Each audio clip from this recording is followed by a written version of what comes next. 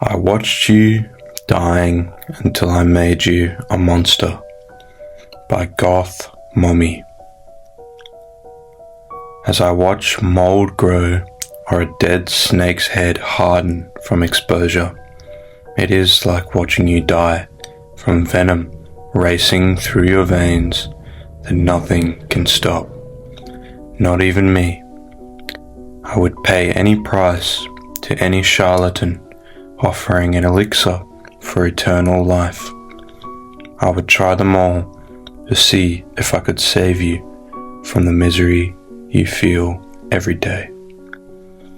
Feeling powerless is something we both know. Mine, unable to save you. Yours, unable to make everything stop and vanish. How I wish I could take your torture, but this ineffectual interaction gets no response, and my prayers come to no avail. Where is the hope when there is too much suffering and not enough mercy? I lie awake at night, whispering to the darkness about lighter days of sanguine merriment, when we knew you were dying, but the sickness had not yet overcome all that you were.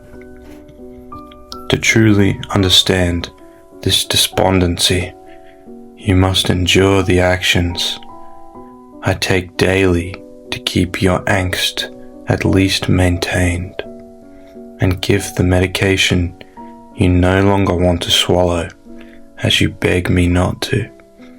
I wash your trachea and clean your feeding tube, all while you keep your distress alive. For what? For whom was I making you live? Was it for me and my need for love, or for you to experience more life? Who was I to play God and mechanically keep your will alive so that you could push away death's door? I begged my mind to numb this anguish and tried to harden my heart against the distress I witnessed in the person I love most every day. This grief for someone still living is a shame I cannot bear, and the depression she carries is grief not only for me, but mostly for her. Who am I to speak of my deprivation when she must flow through rivers of melancholy with no destination but an inevitable great fall? I feel your fall has begun. It is sorrow for me, but in your mind, facing the world, it is finding strength to let go what was a tribulation I wish you did not have to carry. I wanted you to live on in spirit, to see my grandchildren born one day, and see your own children grow old with peace because of the tenderness and affection you gave them through all your troubles. I wanted life back in your bones, to see you dance in the living room one time, or bake pastries in a cramped, narrow kitchen.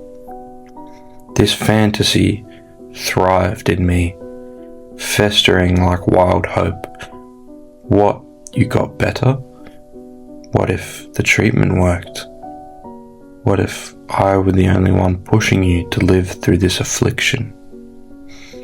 Thoughts of a better life, thoughts of life and death, and what could be done, but shouldn't be wasted, were a twisted vice in my chest that made my heart ache and my lungs deflate of happiness. But this was not my suffering. I was willing to do anything to keep you from this calamity.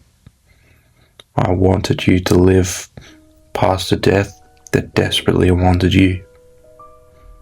When they said it was a trial treatment, I didn't understand its full extent.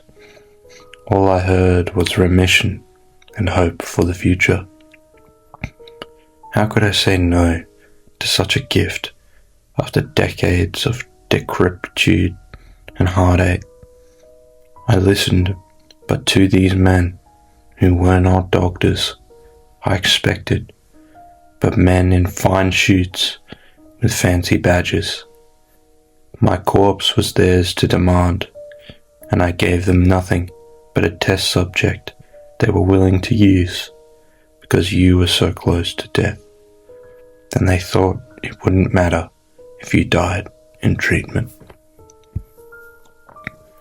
I watched men in white lab coats lay you on a hospital bed in a sterile room smelling of antiseptic and bleach. You were comfortable where you lay. For the two-way mirror they gave me, I watched the process unfold. For days I saw them inject you with serums and wash your body in oils that smelled like acid and superglue. Fumes burning my eyes from afar. I wondered, is this more suffering? But I heard no distress as you lay there, with the same machines keeping you alive. The only difference was that your caretaker was no longer me, but men with large needles and face masks. Then I saw you get better as your movement improved, and fewer machines kept you alive. Believing this was it, I let out an elevated cry with tears streaming down my face. I watched you walk around the room, kindly interacting with doctors, holding clipboards who asked countless questions. They monitored you closely, and I was not yet invited to be by your side in the active presence I had longed for years. Anticipated holding you in healthy arms made my body shake violently and my mouth go dry. Then the day came when I was invited into your room. I was nervous, but you welcomed me with tears and open arms.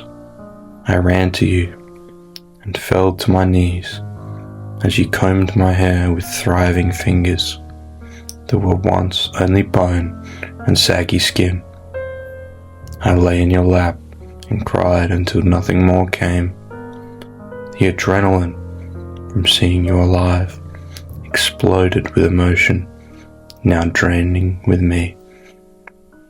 I got off my knees, hugged you close, then pulled back to look into your radiant face, glowing with devotion for me. I watched your face sag oddly, fist in your forehead, which wrinkled so badly it looked like rolls of fabric, its weight falling to your eyes. When your mouth opened, I heard your jaw pop as your gaping orifice stretched down so your poignant chin lay on your sternum. You were fast when your dentures bit into my neck like raw meat, waiting to be cooked but not yet ready to eat. Your jaw opened, your bite came down, and the porcelain vise took out half of my shoulder and the side of my chin. I tried to get away and escape through the door, but you got on all fours and scurried off the bed after me. I couldn't understand how you were so fast and aggressive. You never had a murderous bone in your body, but here you were, trying to savagely kill the one who loved you most. You raced after me, took my entire calf away with another one of your wet, gushy chomps, which made the flesh in your mouth slosh around with your frantic chewing. My mouth tasted of iron as I watched so much blood run freely from my body. Was someone going to help me, or were they going to let you kill me? Just before you could take any more flesh from the carcass, they sent a shock through you, which made you incapacitated and left me to black out of blood loss. I woke up in a hospital room that looked too much like the one I'd spent half of my life watching you die in, then wondered if it was my turn to die here now. A doctor came into the room with a chart in his hand and a man in a suit behind his shoulder, checking every comma and dot of the documentation. They handed me paperwork. I read and agreed to my punishment, which was one I needed to bear for what I had turned you into. I was greatly damaged, but patched up quite well, and they took me back to see you. I sat against the metal wall, with legs to my chest and chin resting on my knees as I watched you. You had a metal collar placed around your neck, and a chain which was bolted to the floor to prevent you from going outside a certain perimeter. Your once beautiful face was now misshapen, and all your newly grown hair was beginning to sprout. It was now falling out in patches at a time. You sat down with your feet flat on the floor and your head between your knees as you looked at me, not with tenderness, but with starvation, as if I were raw meat tempting you from across the room, as if I were a grand buffet of flesh and organs in your eyes. I had saved you from your anguish and your suffering. I had given you a life once again, and letting you live to the rest of the fullest and the rest of many years you will have left. Your radiance still, as you appear as a monster that these lab men made you to be. And now I wish I had just let time take you away instead of this morphed version of you, which now thrives, craving meat and going rabid. Like you have no sense of what it is like to have any humanity left at all. I've decided to stay here with you, to be through the hell of your life, and I swore that I would never leave your side, even through this hunger you had for me. I still wanted to be close for you, and I would talk to you as soon as I knew you could not understand what I was saying, but the English language had eluded you now, and you had fully become an animal. You make the room smell with a deep effluent of fresh copper and busted intestines, but I embrace this odor, and these fumes have had the time by your side. I know you have changed a little bit, and maybe of this is the first step of recovery. Maybe they know how to fix this. It didn't matter the outcome of any of it. This was my fault.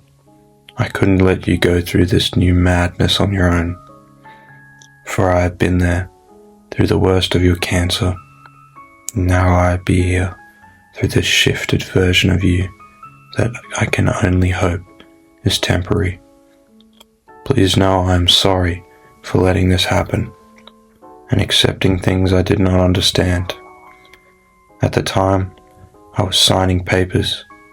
I could have listened to my gut and looked into the fine print. I can only comment on how foolish I was on my negligence on your life.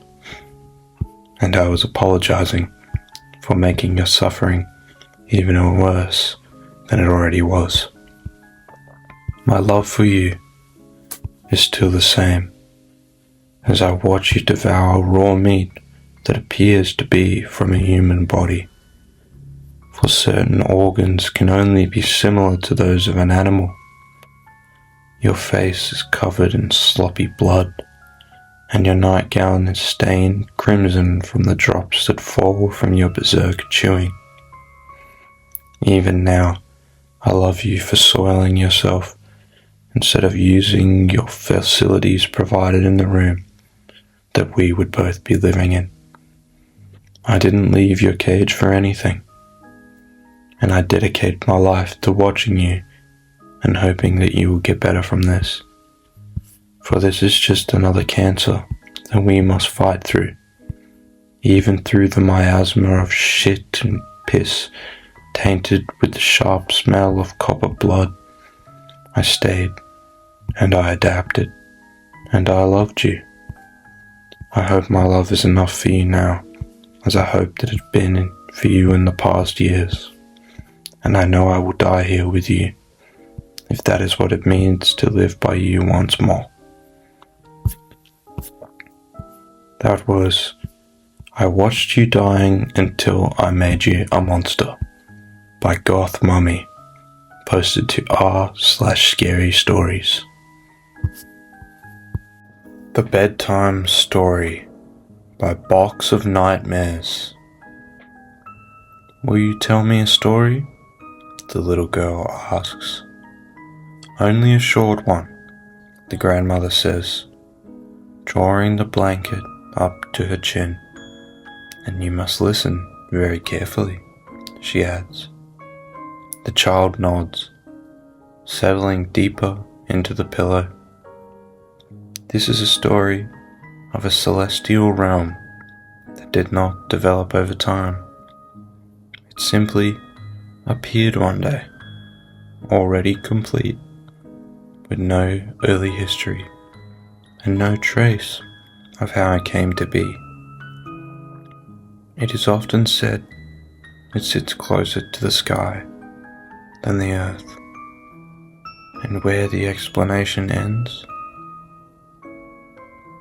at its center stands a city of crystal and mirrors, washed in pale gold and soft pink. Every surface reflects something back, a genuine, a face, a fleeting movement, a gesture. Because of this, its people have learned to adjust without thinking. Upon catching a glimpse of themselves, they immediately adopt a straight posture, a softer expression, a more poised demeanor. These adjustments come to them naturally, like breathing or a heartbeat. It's unknown why. It's unknown whether these inhabitants end up becoming something new or simply arrive at what they were always destined to be. It's Luminara, isn't it? The girl asks, her eyes lighting up with recognition. Indeed, this realm is ruled by Galandria, the luminary sovereign. She is beautiful in an indescribable, otherworldly way, elegant and kind in the way she smiles and speaks. Galandria stands as the ideal of perfection that no one questions and all aspire to achieve. But no one really knows anything about her beyond that. She is only seen during rare ceremonial appearances or when someone is summoned to her palace. Those who stand in her presence are rumored to return subtly, changed in a way that is hard to describe. The child momentarily holds her breath as the grandma continues. In Lumania, stepping out of line is never called out, but it's always noticed, and those who do not fit in do not seem to last. And no one says anything, she asks quietly, fingers tightening around the edge of the blanket. For a moment, they might realize that someone is gone, but they do not question, so as not to disturb the balance. The grandmother says, "Life continues as it always does, and what was is soon entirely forgotten." It is said that once, during an evening hymn, a singular note landed out of place. The hymn continued, but afterwards, no one could remember who sung it. "This is a scary story," a child interrupts. Her words linger out of place. The grandmother soothes the blanket, pressing out every small crease. "It's not a scary story," she says softly, each word carefully chosen. "It's a comforting one. Everything becomes as it should be." The room feels quieter than before. Light slips through the window and settles across the bed, and the woman seated beside it. Outside, the city glows. In Lumeria, everyone is safe, she says, because everything is in harmony. There is no answer. The grandmother soothes the blanket once more until the fabric is perfectly flat, then rises and takes another glance at the room, as though trying to recall why she had come in. Her expression tightens for a moment, before easing again. She leaves, closing the door softly behind her. In Lumeria, nothing imperfect is allowed to remain, and nothing that calls into perfection into question is remembered. That was The Bedtime Story by Box of Nightmares from r/scarystories. Beware the Treehouse by Who's CO Mix. Where is this treehouse my kids keep talking about? I read on the neighborhood Facebook group. I hadn't lived in the neighborhood for long, maybe 2-3 months, but I already understood the post. My son, Jamie, had been talking about the same thing every night before bed. "Dad, can I go to the treehouse tomorrow?" When I first heard it, I said yes. I didn't know what he was talking about, but we were new to the neighborhood, and I thought it'd be a chance for my boy to make some friends. Despite my initial excited response to Jamie's request, it was quite some time before I followed through and took him to the treehouse. And when Jamie called me out on breaking the promise, staring at his little face, I knew I had to step up as a father. The next morning, I woke him up with breakfast, scrambled eggs, coated in sugar, just the way Jamie had always loved. He had learned the recipe from his papa. I knew it wasn't the healthiest, but I couldn't resist making it for him and seeing his awfully adorable smile. God, the boy smiled like it hurt, but it was his, and he wore it proudly. After we finished breakfast, I washed up and told Jamie the news. "You up to visit the treehouse today?" And it once was again, that toothless, painful smile of his. I felt like I was nailing the single parent thing. I didn't need to hear his response. I asked him where it was, expecting the name of a park or even some kid's address. But no, he grabbed my hand, took me to our own backyard. He pointed at a tree I may not have lived here long, but I lived here long enough to know that there was no treehouse in our backyard. And that's exactly what I told Jamie. And when I did, he just laughed and told me, "No, Dad, you can't see it from down here. We have to climb." He giggled like I was an idiot. And confused, I played along. He took my hand once again, and we started climbing down the tree.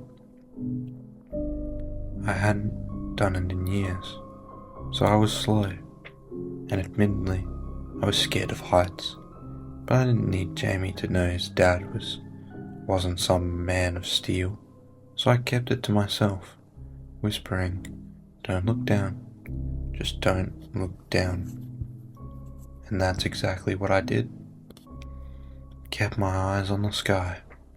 Jamie, however, was like a spider monkey, climbing the trees with the energy only an 8-year-old boy could have. He was getting further and further away when my parental instincts kicked in, and I realized I probably shouldn't let my 8-year-old climb so high. I shouted at him, "You need to come back down." But when I looked around, I realized I couldn't see him. The tree was tall, so tall you could have damn near broke your neck to see the top. But I thought, we're about halfway up, and there was no way he could be that far from me. But with every shout, I heard no response. I could no longer hear the sound of his joy, or the slight crack of the branches. No, it was silent. I could feel the breeze, cold, like I was higher than I thought.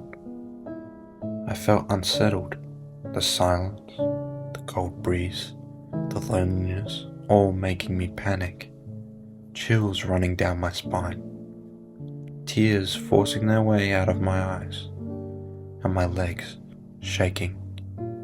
I finally looked down. The ground was gone. It was just there, and now it's gone. There was just more tree going on and on forever.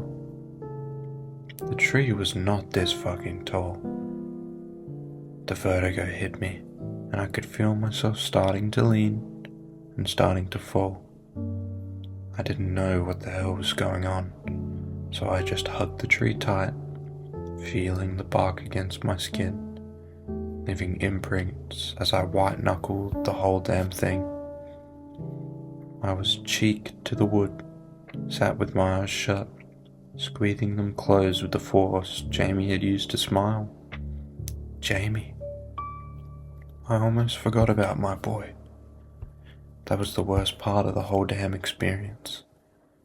How could I call myself a dad if in the face of fear I couldn't fight for my own child? With the motivation, I opened my eyes, taking a breath. I looked around. I wasn't seeing things. There was nothing but endless sky and a never-ending tree. Branches reaching out on all sides like a twisted ladder to an even more twisted heaven. Had I died? Did I fall and crack my head? If so, what about Jamie? I shook my head. If I had died, what was I to do? Absolutely nothing. But here, right now, there was something I could do. I could keep climbing. But which way? My brain was telling me down, but Jamie had been climbing up when I last saw him. I wasn't leaving him. Not my boy, my Jamie. So I ignored my brain like any loving father would, and I climbed. I climbed with anger. I climbed with fear, and I climbed with sadness. So many emotions coursing through me, but I needed to reach my boy. And he was moving much faster than I was, so there was no time to waste. I don't know how much time had passed, but it was getting dark. Wherever I was, time still passed like normal, and I was getting tired. I broke down in tears. My hands were shredded, warm blood flowing along the creases of my hands like a river. My body was sore, and worst of all, my son was still nowhere in sight. I cried and did the only thing I could to let it all out. I screamed. It was the first time I had made a sound in what felt like hours, and it was horrid, crackling and breaking as I wailed like a banshee, after which I sat in the infinite silence for who knows how long. I could feel myself slipping into unconsciousness, but I was jolted awake by that falling feeling you get in bed. But this time it was real. I caught myself grabbing onto whatever I could and holding tight. I nearly died. My arms' effort were all for nothing. But what were my efforts for? I said it earlier. What if I already died? Or what if this was a dream and falling was the only way out? And if I'd almost fallen, what if Jamie had? I didn't know it, but all the thoughts had me crying again, and I was only alerted when I felt a tear drop from my cheek onto my thigh. That drop was like a cold plunge, snapped me out of it. I wiped my tears and focused. I grabbed my belt and tied it around the waist of the trunk. I was going to make this climb. If I was going to find Jamie, I needed to sleep. I needed the energy. I didn't know how far I had to go, but I was just going to keep going till I saw Jamie smile again. The image was my motivation, my reason for living through this hell, just as it had been throughout the years and the rest of my life since his birth. I kept that picture in my mind till my body slept away into a deep sleep of unconsciousness, so deep that when I awoke, I was being torn apart. Birds had begun eating at my broken down body, chunks of thigh being ripped from me like it wasn't mine to begin with. They pecked with greed, and I tried to fight back, undoing my belt, thrashing it around like a lunatic, whipping at the black birds until they flew away with parts of me, parts that I would never get back. I sat for a minute, resting in pain. Who knows how long they had been eating me. Drips of blood run off my body and into the forever below. I continued my climb, the pain in my hand becoming unbearable as the adrenaline wore off, and to much dismay, I had to stop. How much more could my body take? Maybe I needed more rest. I sat there straddling a branch, feeling the grooves in the bark against my leg. It hit me. I had my phone. I know how insane it sounded that I had never thought of that when it started off, but I rarely have my phone on me. I tried to avoid using it. I didn't want to set a bad example for Jamie. I pulled out my phone and dialed 911. What they were going to do, I had no clue, and I would never find out because it never stopped ringing. I kept trying over and over, and never once did they pick up. Never once did it go to voicemail. It was just a perpetual ringing, a sound that I actually enjoyed because it was a break from the silence. Thinking back, not even the birds had made a sound, but this was a sound, one I would cherish.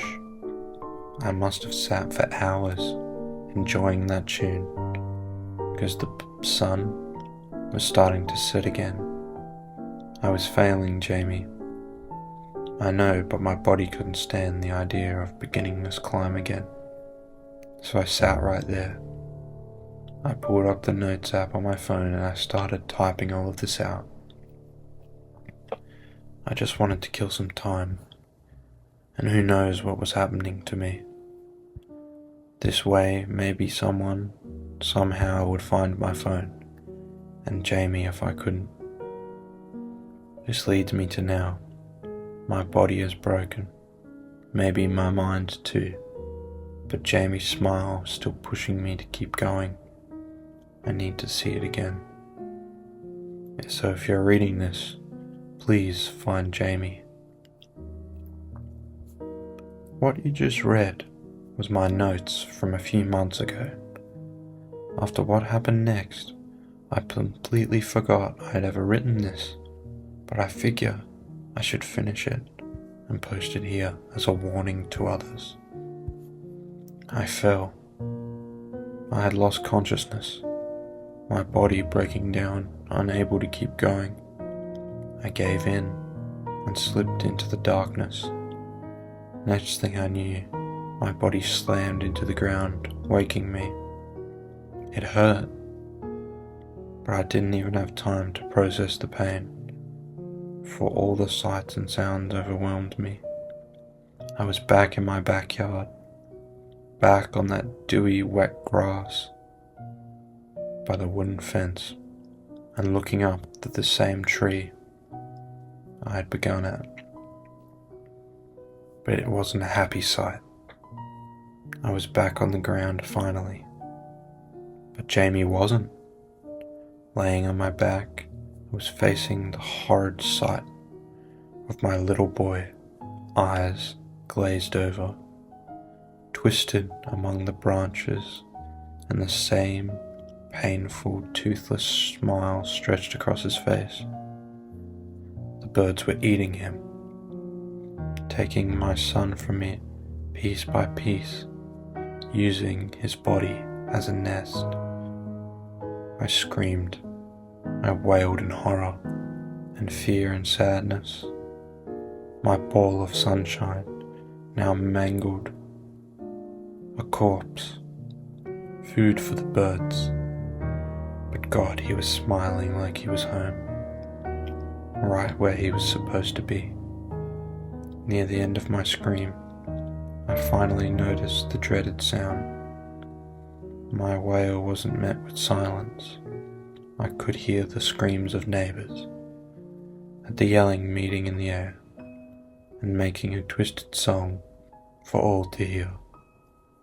Mothers, fathers, grandparents, all walking into their backyard and staring at the horrors found in the trees. The kids had found the treehouse. That was Beware the Treehouse by Who's CO Mix from r/scarystories. Lilies Don't Grow at Lich Lake by Promethean Kaiser from r/scarystories. A whisper of wind, far too cold for the season, blows through the valley. Frost flows, turning the lake into a frozen nest. The sun above is shunned, drawing the clouds closed, like a shroud, mourning the dead. Dark and dreary, a growing decay takes hold of the edge of the icy waters. Blackness, the abyss, sits at the heart of the frozen lake. Silence provokes my body to a state of rigidity. Hair stands on the end, like the porcupine in a foolish attempt at protection or warning. Rotten lilies and still, rancid water fill the air with an odor that causes my head to swim. I can no longer tell whether I'm underwater or still standing at the edge. I can't tell if the cold wetness on me is the water or the sweat of fear.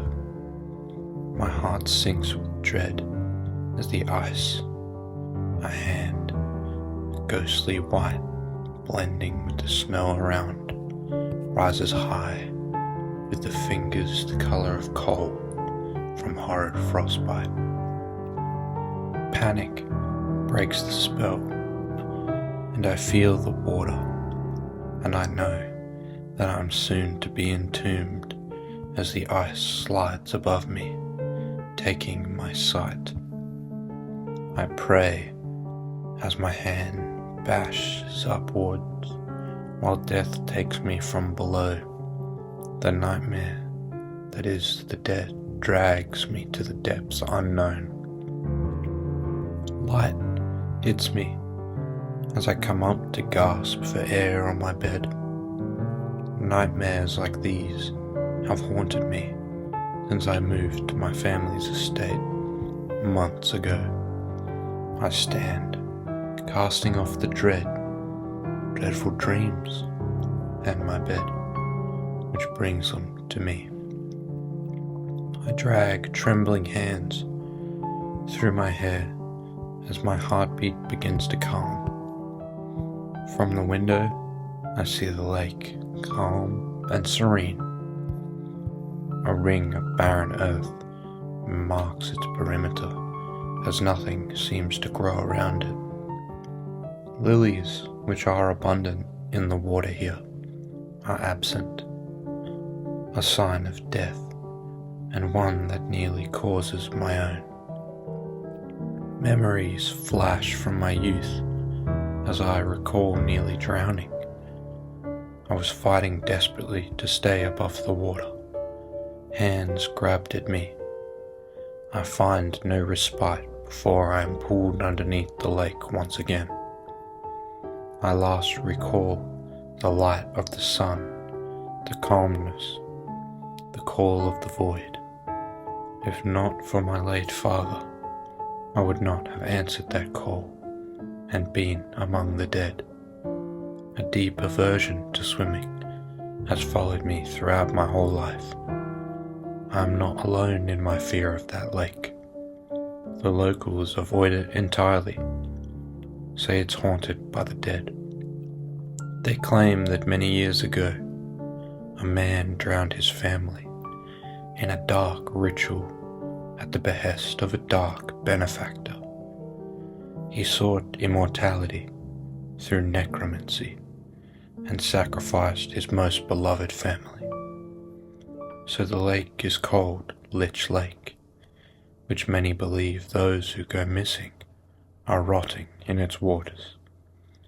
Never have I seen such creatures come from the waters themselves.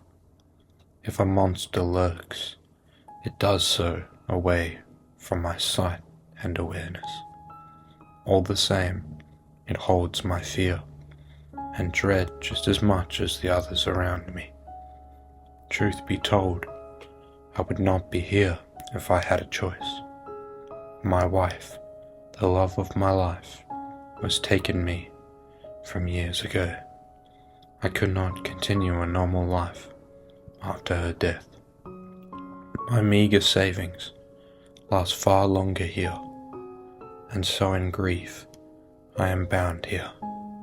In truth, it's far more awful than that. I have her with me, preserved and waiting. The same legends that keep people away also bring them in.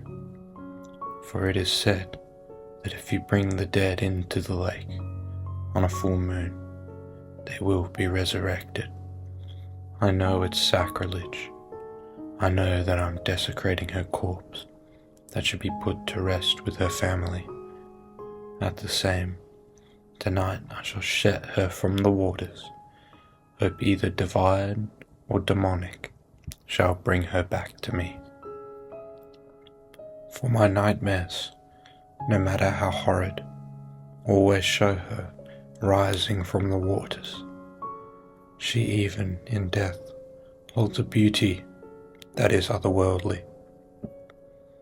And maybe she is more at home in the beyond. I am greedy. I cannot let the heavens have her. Even if God commands her into his kingdom, I long for her to be mine. Often I find myself kneeling before her form, imagining she is a sleeping beauty. My kisses do not awaken her, and she grows colder by the day. Rigor mortis so advanced that she is stuck in a rigid state, like a sculpture. Perfume is needed daily, in such amounts that you can taste it, to prevent the smell of decay from overtaking the house and me. She is rotting from the inside. It has to be tonight, or any longer, and what will come back will not be her, but a ghoul. The moon hangs low and large in the night sky, and no stars can hope to outshine its glory. I carry her as I did at our wedding, so many years ago. The lake mirrors the sky above, with its center having its own inverted moon as a twin. The mystics say, as above, so below, and I see their meaning, made manifest here now. The water is still, it looks like glass, and the ring of death at its shore fills me with wanting dread. The forest around my home stands vigil for the ceremony I plan to do. I pray they hide my shame and sins from the world, though I know the heavens make clear and plain. My feet sink deep in the wet earth and mud. The cold chill sends flashes of my nightmare into my eye. My breath lingers like mist, and from the corner of my vision, I see my dead wife doing the same. Damnation no longer waits, for I break the illusion of glass like water by entering the lake. It's black like tar and cold as ice, and my steps stop as I see death arise from the moon's reflection in the lake. Sinew hangs from his flesh, free bones and ligament holds them together. Hunched over, unburdened with waterlogged flesh, decayed to look like hide. Revolting waves of pus and innards that still hold fecal matter hit me as a gale of wind sweeps across the water's edge. Whistling emanates as the wind blows throughout his brittle bones, and segments of flesh, like a wind chime. His broken jaw hangs loose, and yet I can see the outline of joy on his broken face. Movement all around me, as countless corpses in various states of decay spring from the water. They moan in agony, begging for release, and rise with writhe and bodies that should not move. Far too late, I understand my mistake, as large things slither and move in the waters at the will of the lich. Where I stood is gone. I am forced to tread water. My head dunks low, as if in childlike panic, forcing me to fight for air. Sharp bones drag at my skin, slicing my body and tugging flesh apart like hooks. Dead hands grab me and yank me and fro as I fight to breathe. My sense of direction is lost as I am flipped around and around. My nose fills with mushy organic flesh, peeling from the drowned men trying to kill me.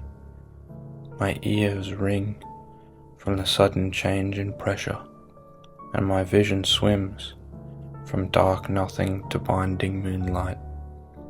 For a moment I break free, and my body breaks to the surface, and I see my love alive, but for a moment. She looks at me, full of life, but her face is drowned in tears. A lips grabs her head rips, and it is decapitated from her delicate, rigid body. Like a coward I flee from the waters, and leave her to be eaten by the dead. I watch, mentally broken, as they eat and dismember her, all while she is forced to watch from the grasp of the abomination. They feast like the starved at sea, and vomit mixed with water leaves my mouth as an offering to the lake for my sins. Heaving, hyperventilating breaths rake my body. My desire and need to rob her of salvation has caused her to suffer eternally within a wretched nightmare. My own desire to have her has now given light to the hands of the fallen, and he has taken her to his kingdom. My hubris has punished the innocent and left me alive once again. My nightmare rings like a ball in my mind as I thrash in the water. My own life, that is what it must take. In the dreams I was taken, and she was freed from the water. I am denied that and left alone, for my nightmare was not of death, but of living with what I would do. The moon is blocked by grey thick clouds, and undead sink beneath the waters. She is a ghost in the waters, alive in the abyss, with a monster. She was the lamb already slaughtered as a sacrifice, and I should have been the one to die. I rush deeper into the depths and finally see the end. The lich descends into his domain as withered lilies from the water emerge. They are her favorite flower, which do not grow at Lich Lake. That was Lilies Don't Grow at Lich Lake by Promethean Kaiser from r/scarystories.